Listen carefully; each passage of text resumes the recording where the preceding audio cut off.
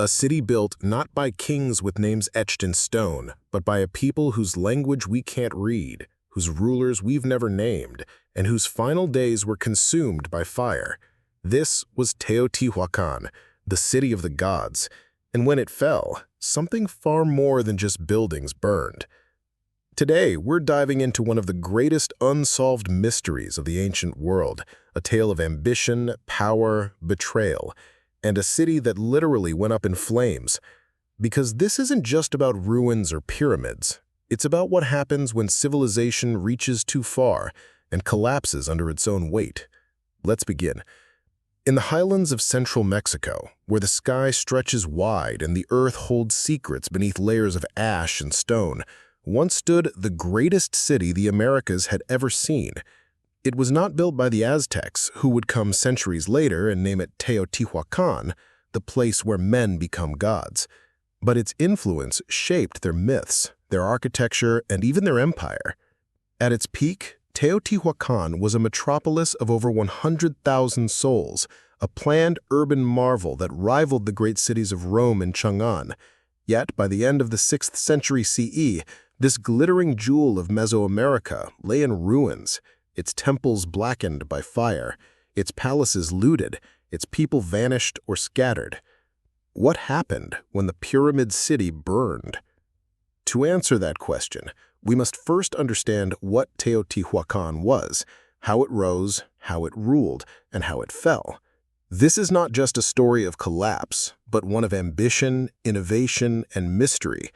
It is a tale of a civilization that reached beyond its grasp, only to be consumed by forces both internal and external.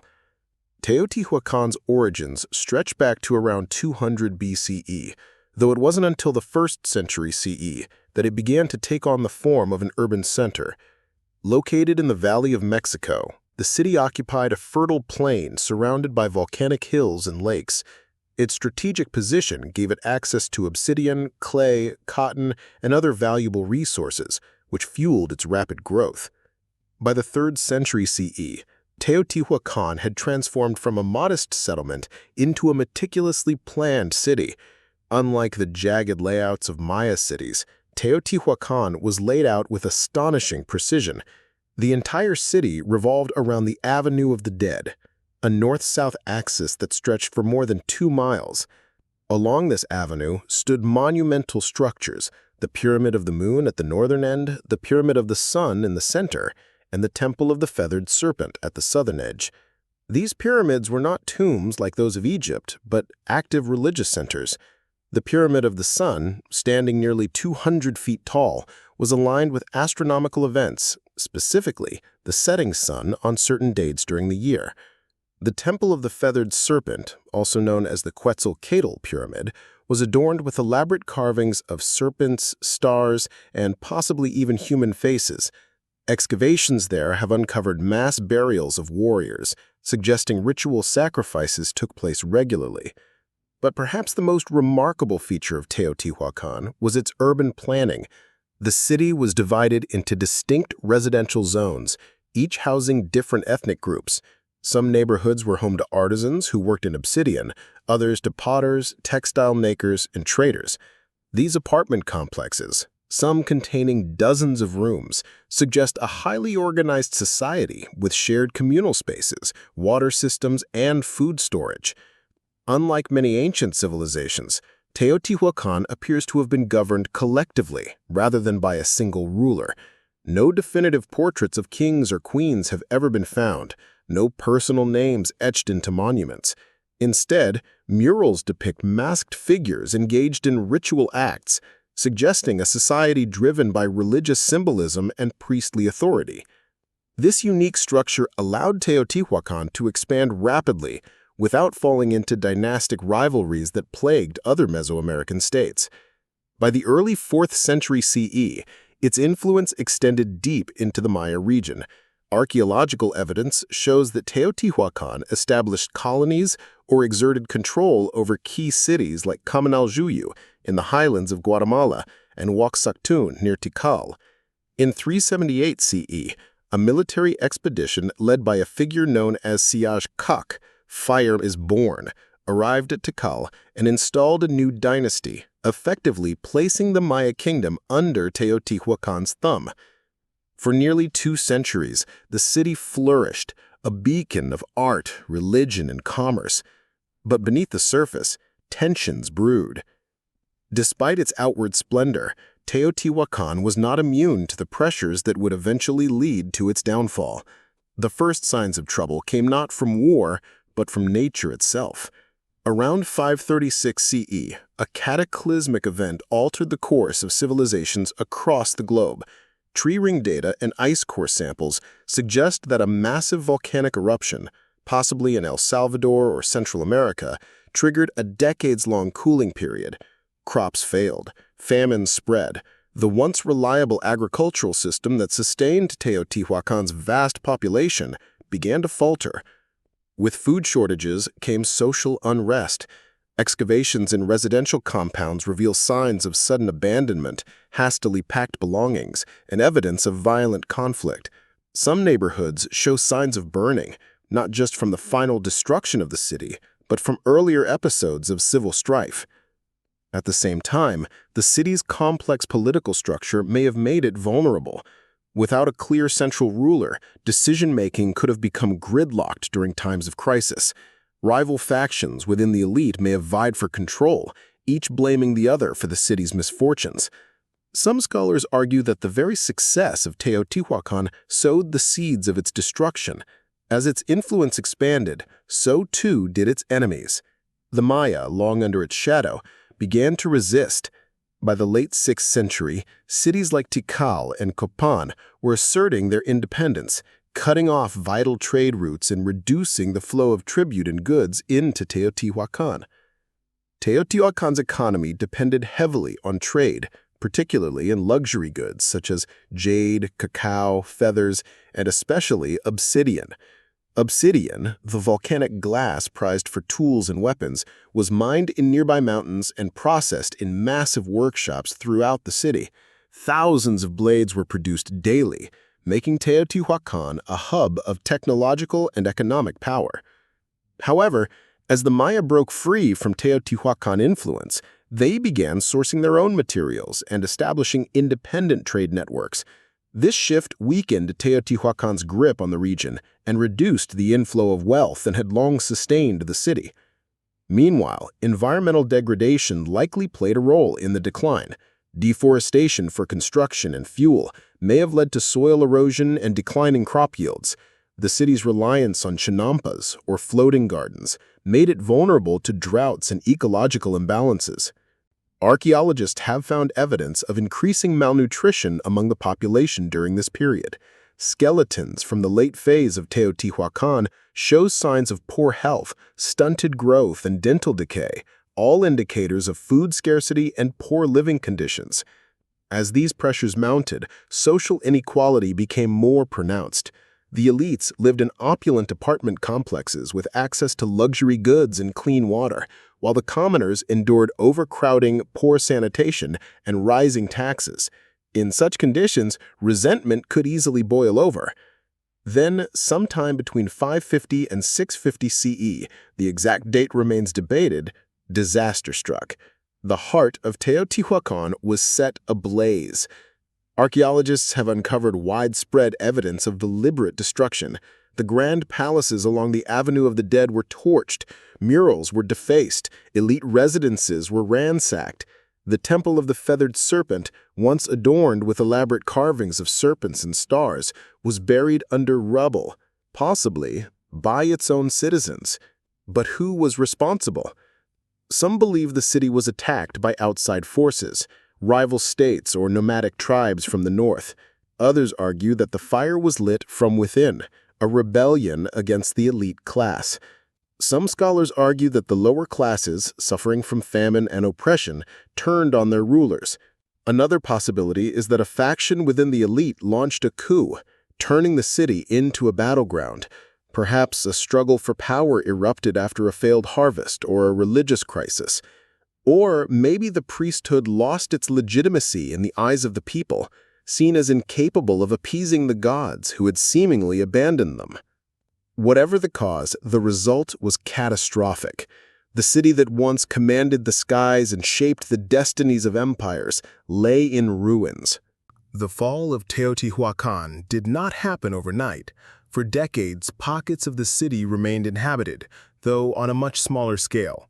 New settlements emerged in the surrounding valleys, but none matched the grandeur of the former capital. The vacuum left behind reshaped the political landscape of Mesoamerica. With Teotihuacan gone, the Maya flourished in newfound independence, ushering in the classic period's golden age. Kingdoms like Palenque, Tlaxchilan, and Calakmul rose to prominence, building monumental temples and waging wars that echoed through the jungle. In central Mexico, new powers emerged: the Zapotec in Oaxaca, the Mixtec in the Sierra Madre, and later the Toltec, whose capital at Tula bore the architectural fingerprints of Teotihuacan. Even the Aztecs, who rose 1,000 years later, revered Teotihuacan as a sacred site, believing it to be the cradle of creation. Yet the city itself never recovered. Its pyramids became silent sentinels over a forgotten past, swallowed by dust and myth. Only in the last century have archaeologists begun to uncover the truth of what happened when the pyramid city burned. Despite decades of research, many questions about Teotihuacan's fall remain unanswered. Was it a single event, or a slow decline punctuated by bursts of violence? Did the fire mark the end of a civilization, or merely a shift in power? And, most intriguingly, what role did the people themselves play in the destruction? One of the most controversial theories comes from archaeologist Saburo Sugiyama, who excavated the Temple of the Feathered Serpent and discovered mass burials of sacrificed warriors. He proposed that these sacrifices were part of a desperate ritual performed in the face of impending doom, a last attempt to appease the gods before the city fell. Other researchers, like David Carballo, suggest that Teotihuacan's collapse was not a singular event, but the culmination of long-term instability. Environmental degradation, political fragmentation, economic strain all played a role in weakening the city until it could no longer hold together. There is also the question of identity. Who were the people of Teotihuacan? Did they speak Nahuatl, Mixozoquian, or another unknown language? Without deciphered writing, we cannot know their names, their thoughts, or their final days. We can only imagine the terror of those who watch their world burn. Today, visitors walk the Avenue of the Dead, gazing up at the pyramids of the sun and moon, unaware that they tread upon the ashes of a fallen empire. Beneath their feet lie the remnants of homes, workshops, and temples, silent witnesses to a civilization that once ruled the skies. The fall of Teotihuacan serves as a cautionary tale, a reminder that even the mightiest cities are not immune to the forces of nature, politics, and human ambition. It challenges our understanding of ancient societies, forcing us to reconsider what we think we know about power, governance, and collapse. And yet, in its ruins lies beauty. The murals that survive whisper stories of gods and rituals. The layout of the city still reflects a cosmic order. The stones endure as if waiting for someone to listen. What happened when the pyramid city burned? Perhaps the answer lies not in a single cause, but in a perfect storm of events, a convergence of drought, famine, rebellion, and loss of faith. Whatever the truth, Teotihuacan's fall stands as one of history's most haunting enigmas, a flame that flickered out long ago, but whose light still reaches us today. As we delve deeper into the mystery of Teotihuacan's fall, we begin to uncover not just the surface-level destruction, but the intricate web of social, political, environmental, and economic factors that led to the city's collapse. While much about this ancient metropolis remains shrouded in uncertainty, modern archaeology has begun to peel back the layers of time, revealing astonishing insights into its final days. One of the most fascinating aspects of Teotihuacan was its unique demographic makeup. Unlike other Mesoamerican cities dominated by a single ethnic group or ruling dynasty, Teotihuacan was a cosmopolitan hub, home to people from across the region, Maya, Zapotec, Mixtec, and even groups whose origins remain unknown. These diverse populations lived in distinct neighborhoods known as barrios, each with its own architecture, language, and religious practices. Excavations at sites like Levantilla and Teotihuacan have revealed that some of these barrios were ethnically homogeneous, functioning almost like embassies or colonies within the city itself. For example, the Teotihuacan neighborhood appears to have been inhabited primarily by foreigners, possibly Maya elites who came to trade, serve as diplomats, or even live under Teotihuacano rule. This diversity was both a strength and a vulnerability. It allowed for rich cultural exchange and economic growth, but it also meant that loyalties were divided. When crisis struck, there may have been no unified sense of identity or shared destiny among the city's inhabitants, only competing interests, fears, and survival instincts. Teotihuacan was not a peaceful place. Its grand temples were centers of ritual sacrifice, where captives, often warriors taken in battle, were offered to the gods in elaborate ceremonies. Archaeological evidence from the Temple of the Feathered Serpent suggests that hundreds of individuals were sacrificed over decades, their bodies carefully arranged along with offerings of obsidian blades, jaguar bones, and greenstone ornaments.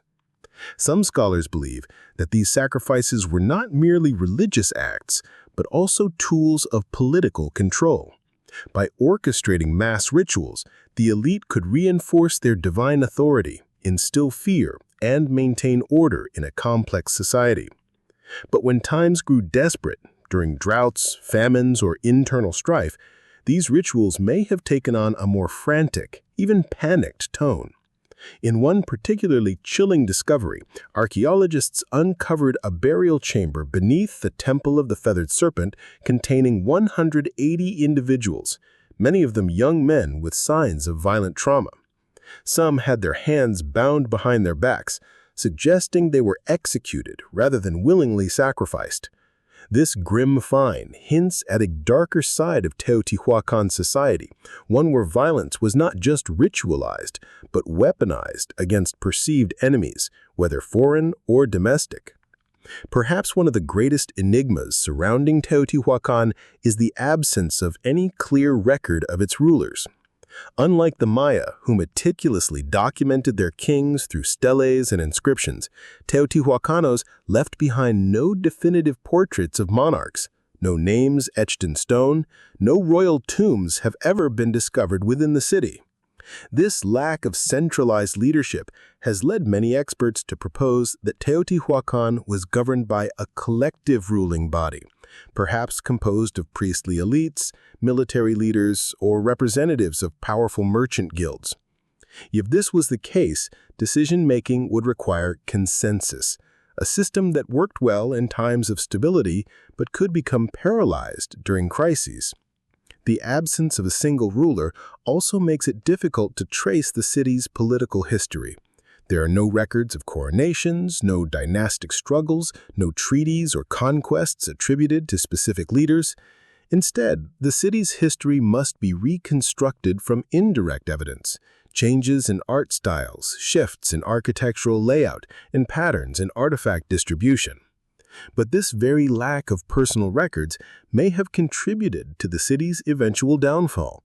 Without a visible figurehead to rally around or a strong central authority to enforce order, Teotihuacan may have been especially vulnerable to fragmentation when disaster struck. While war and rebellion played a role in Teotihuacan's decline, recent scientific studies suggest that climate change may have been the ultimate catalyst. Around 536 CE, a series of volcanic eruptions, possibly in Central America or Indonesia, caused a dramatic drop in global temperatures. Tree ring data from that period shows a sharp decline in growth rates, indicating widespread agricultural failure. In Mesoamerica, this cooling event coincided with a prolonged drought, which would have devastated Teotihuacan's food supply. The city relied heavily on agriculture in the surrounding valleys, supported by an advanced irrigation system. But without consistent rainfall, crops failed, reservoirs dried up, and famine set in. Studies of skeletal remains from this period show signs of malnutrition, including enamel hypoplasia, a condition caused by childhood nutritional stress and increased mortality rates among children and the elderly. As food became scarce, tensions likely rose between different classes and ethnic groups, exacerbating existing inequalities. The ecological strain may have also led to deforestation, as the population turned to cutting down trees for fuel and construction. Without tree cover to hold soil in place, erosion would have worsened, making agriculture even more difficult.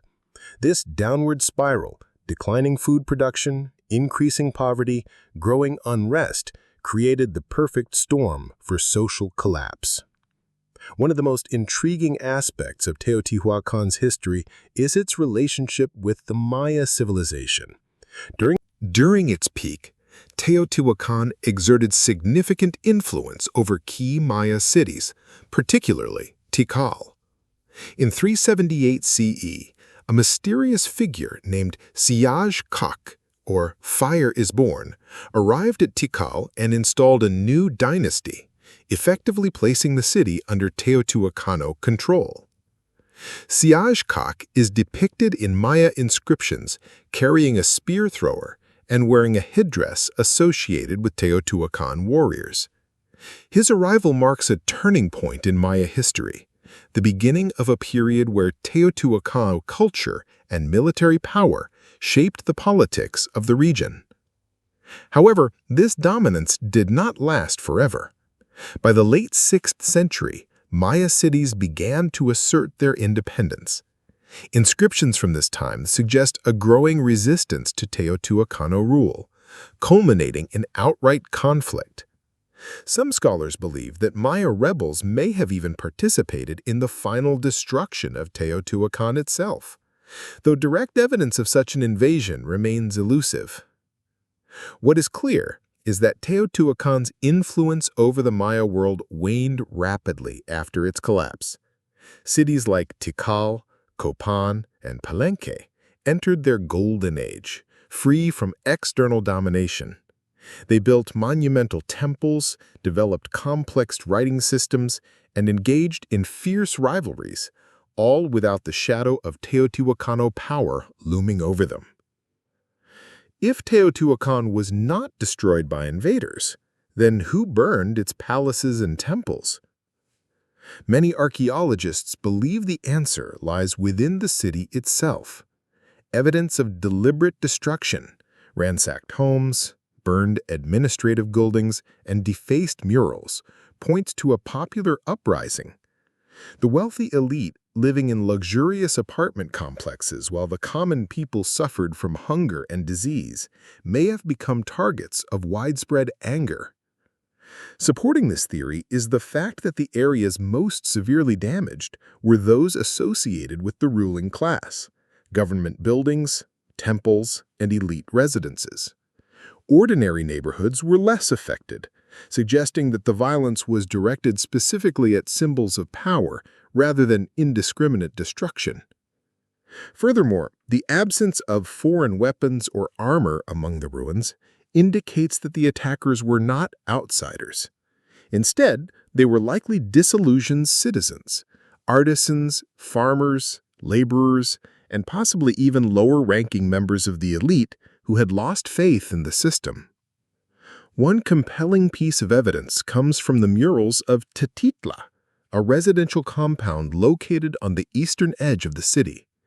These murals, which once depicted vibrant scenes of deities and nature, were deliberately scratched out and covered with plaster. This act of iconoclasm, the destruction of sacred imagery, suggests a rejection of the old religious and political order. Could this have been a revolution, a reformation, or simply a descent into chaos as law and order broke down? We may never know for certain, but what is undeniable is that something or someone turned against the institutions of Teotihuacan, bringing fire and ruin to its heart. Despite the devastation, Teotihuacan did not vanish overnight. In the years following the Great Burning, some parts of the city remained inhabited, albeit on a much smaller scale. Smaller communities took root among the ruins, scavenging materials and repurposing abandoned buildings. The surrounding valleys saw the rise of new settlements, many of which adopted elements of Teotihuacano architecture and urban planning. The Xolopan culture, for example, emerged in the aftermath and built large ceremonial centers inspired by Teotihuacan style. Further south, the Zapotec city of Monte Alban flourished, absorbing some of the refugees and ideas from the fallen capital. In central Mexico, the Toltecans later established their capital at Tula, borrowing artistic motifs and architectural techniques from Teotihuacan. Even the Aztecs, who rose over 1,000 years later, revered Teotihuacan as a sacred place. They believed it was the birthplace of the fifth sun, the current era of human existence, and conducted pilgrimages to its pyramids long after the city had crumbled. Yet the original Teotihuacanos themselves seem to have disappeared. Their language, their names, their stories, all were lost in the flames. We can only reconstruct fragments of their lives through pottery shards, bone remains, and crumbling walls. Today, Teotihuacan stands as one of the most visited archaeological sites in the world. Millions come each year to climb the Pyramid of the Sun, marvel at the Avenue of the Dead, and imagine life in the city that once ruled Mesoamerica. But beneath the tourist crowds and souvenir stalls, the questions remain. What happened when the Pyramid City burned? Who lit the fires? Why did a civilization so powerful, so advanced, so enduring, fall so suddenly? In recent decades, archaeologists have made extraordinary strides in uncovering the hidden truths of Teotihuacan. With the help of ground-penetrating radar, DNA analysis, laser scanning, and even robotic exploration, researchers have begun to reconstruct a more complete picture of this enigmatic city, not just its final days, but also the lives of its people, the complexity of its government, and the mysteries buried beneath its pyramids. One of the most significant discoveries in recent years came from beneath the Temple of the Feathered Serpent, the smallest of Teotihuacan's great pyramids, yet perhaps the most symbolically rich. In 2003, heavy rains revealed an entrance to a sealed tunnel running directly beneath the structure. For nearly a decade, archaeologists carefully excavated the passage, eventually reaching a network of chambers deep underground. The tunnel, stretching over 100 meters long, was deliberately blocked with debris centuries ago, suggesting that whatever lay at its end was meant to be protected or hidden. When they finally reached the sealed chambers in 2017, researchers found an astonishing array of offerings: jade statues, obsidian blades, rubber balls, animal bones, and thousands of carved shells. Most strikingly, they discovered liquid mercury pools, which may have symbolized an underworld or afterlife. The presence of mercury, a rare and dangerous substance in ancient Mesoamerica, suggests that those who built these chambers possessed advanced knowledge of chemistry and symbolism. Could this hidden space have been part of a last-ditch effort to preserve power or sacred relics before the city fell? Or was it simply another layer of the city's complex spiritual life, untouched by the chaos above? For years, one of the greatest mysteries surrounding Teotihuacan was the identity of its people. Without deciphered writing or clear depictions of rulers, historians struggled to determine what language they spoke, where they came from, or how they were related to other Mesoamerican cultures. Recent advances in ancient DNA analysis have begun to provide answers. Studies of human remains from various parts of the city suggest that Teotihuacan was home to multiple genetic lineages, indicating a diverse population drawn from across Mesoamerica. Some individuals showed closer ties to the Zapotec and Mixtec peoples of Oaxaca, while others had connections to the Maya region. This genetic diversity supports the theory that Teotihuacan was not only a multi-ethnic city, but possibly even a political experiment, a place where different groups coexisted under a shared ideology rather than a single ethnic identity. However, one surprising finding is that many of the elite individuals buried in high-status locations did not share the same ancestry as the general population. This suggests that social status in Teotihuacan was not strictly hereditary, but rather based on achievement, trade, or religious function, a radical departure from the dynastic rule seen in many other ancient civilizations. Using LiDAR, light detection and ranging technology, archaeologists have uncovered previously unknown structures buried beneath dense vegetation and urban sprawl. These scans have revealed hundreds of buildings, including additional pyramids, temples, and complex road networks, suggesting that Teotihuacan may have been even larger than previously estimated. Some of these newly discovered structures lie outside the traditional boundaries of the city, raising questions about whether Teotihuacan was truly a single metropolis or a network of interconnected settlements functioning as a unified state. These findings also support the idea that Teotihuacan's collapse may not have been uniform. Some areas may have continued to function longer than others, gradually fading away rather than being destroyed all at once. Beyond the ruins themselves, scientists have turned to nature itself for clues. By analyzing tree rings from ancient wood samples, researchers have confirmed that a prolonged drought gripped central Mexico during the 6th century CE, precisely when Teotihuacan began to decline. This drought, likely exacerbated by the volcanic eruptions around 536 CE, would have severely impacted agriculture. Without reliable harvests, food shortages would have rippled through the city's economy, leading to rising prices, starvation, and social unrest.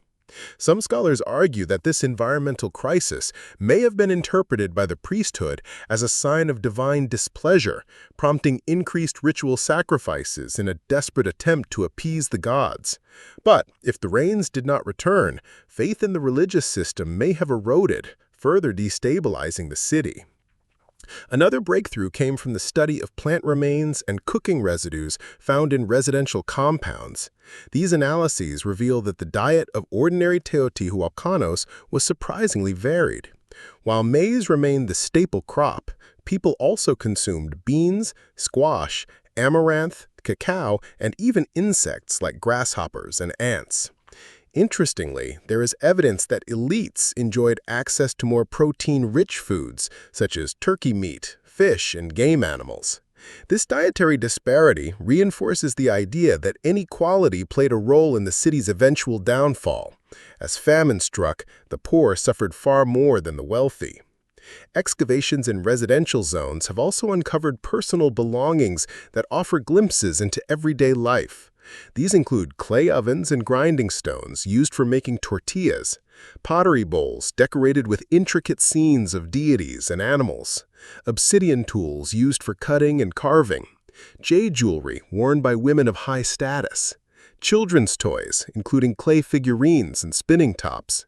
These objects remind us that behind the grandeur of Teotihuacan's pyramids and plazas were real people, parents, children, artisans, farmers, whose lives were shaped by the rhythms of work, ritual, and survival.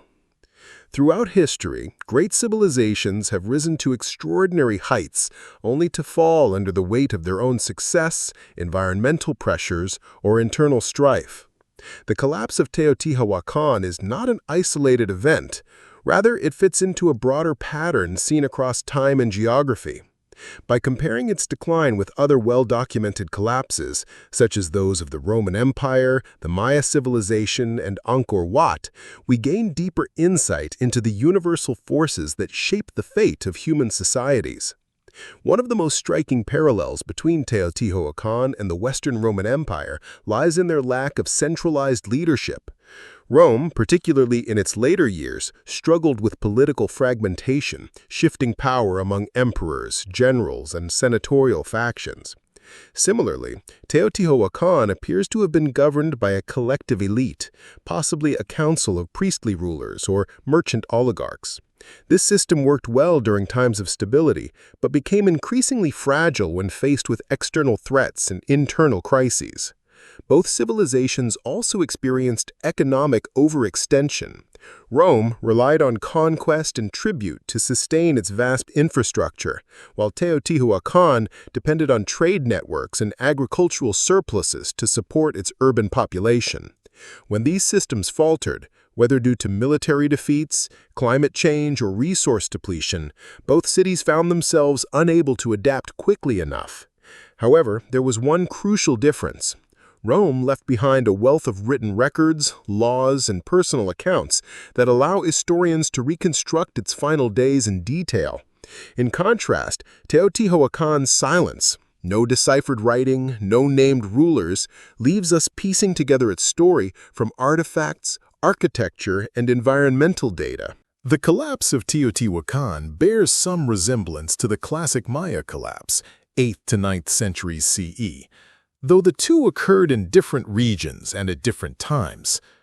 Like Teotihuacan, the Maya world saw a sudden abandonment of major cities, widespread violence, and a breakdown of centralized authority. In both cases, climate change played a significant role. Severe droughts are believed to have triggered food shortages, social unrest, and warfare among Maya city-states. Similarly, evidence suggests that prolonged droughts and environmental degradation contributed to the instability in Teotihuacan before its fall. Yet, unlike the Maya, who fragmented into smaller, more localized polities, Teotihuacan seems to have experienced a more complete collapse. Its urban center was largely abandoned, and no successor state emerged to claim its legacy in the same way that post-classic Maya centers like Chichen Itza did. Another key difference is the presence of written records in the Maya world. Thanks to hieroglyphic inscriptions, we know the names of Maya kings, their alliances, and even the dates of specific battles. For Teotihuacan, we can only infer what happened based on archaeological evidence, making its fall all the more mysterious. A fascinating comparison can also be drawn between Teotihuacan and the Khmer Empire's capital of Angkor in present-day Cambodia. Both were monumental, religiously centered cities that dominated their respective regions for centuries before succumbing to a combination of environmental stress, political instability, and external pressure. Angkor, like Teotihuacan, was built around a grand axis-aligned layout, with temples and reservoirs reflecting cosmic order. Both cities relied heavily on water management systems, Teotihuacan through irrigation canals and chinampas, and Angkor through massive reservoirs and canal networks. In both cases, ecological mismanagement and climate shifts appear to have played a role in their downfall. For Angkor, monsoon failures and deforestation weakened the hydraulic infrastructure that sustained the city. For Teotihuacan, droughts and soil depletion likely led to similar consequences. Interestingly, both cities were eventually abandoned by the ruling elite, though elements of their populations remained. However, unlike Teotihuacan, where new settlements arose in the surrounding valleys, Angkor never truly recovered after its decline in the 15th century. Instead, its heartland was swallowed by the jungle, much like the ruins of Tikal or Copan. The fall of Teotihuacan offers profound lessons about the fragility of human civilization. Even the most advanced and powerful societies are not immune to collapse. Its story reminds us that no empire, no matter how grand, can escape the consequences of environmental degradation, inequality, political infighting, or economic imbalance. We see in Teotihuacan echoes of our own world today. The challenges of climate change, resource scarcity, urban overcrowding, and social inequality. While we may no longer build pyramids aligned with the stars, we still grapple with the same fundamental questions. How do we sustain large, complex societies? What happens when our systems fail to adapt? And who bears the greatest burden when things go wrong?